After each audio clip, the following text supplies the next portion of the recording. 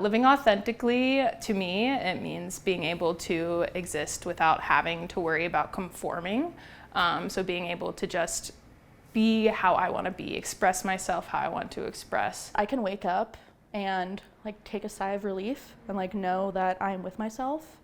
And even if I don't know what the day is going to bring for me, I know that I can show up for myself and the people around me. Being able to be who I want to be and dress how I want to dress and do what I want to do without having to think twice about what society's expectations are, what people might think. To be able to feel comfortable in your skin and to be accepted is something that everybody's seeking, and the safety that comes along with that is critical and important. If you look at why we're suffering and how we're suffering just as a country, I think it boils down to a fear of being authentic, a fear of those that are different, and we're forgetting what made us strong in the first place. Access to affirming care is a huge barrier for folks and something that can't always be solved within a therapeutic room one-on-one with somebody in therapy. And so it excites me that there's something tangible with You Flourish that I can use personally, but also share out with my community and the people that I work with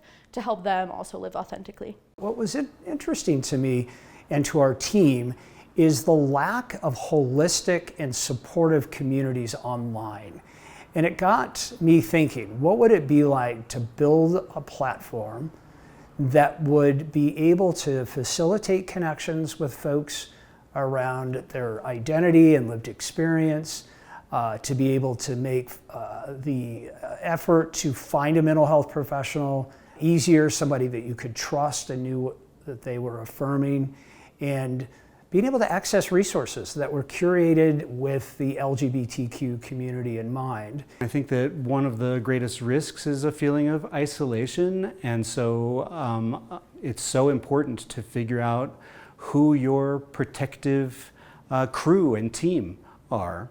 And no matter what your identity is, the other thing to do to care for your own health and well-being is to know who your people are. I have a line that I say, we all do better with others.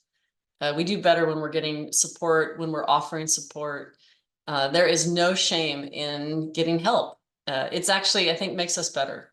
And people like to offer help and we like to give help. So let that flow freely between us. So whatever resources you have, use them.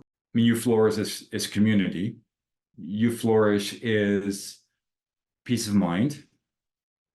You Flourish is support when you need it. It's nice to think about the apps in terms of I'm not alone, right? I'm not the only one using this app. There's actually a community in this app. And there are really good resources of things that may kind of clarify what I was taught that wasn't really right, about self-care and those sorts of things. Having access to mental health care has quite literally changed my life for the better. So having mental health care that for me was specifically queer focused allows me to put words to these feelings that I've always had and understand myself better and really get this sense of self and love myself more and just get to know who I am and be confident in that person. I hope that You Flourish in just fostering connection, getting people connected to resources and services, can provide that hope, that light, that not only are you not alone, but there's help available.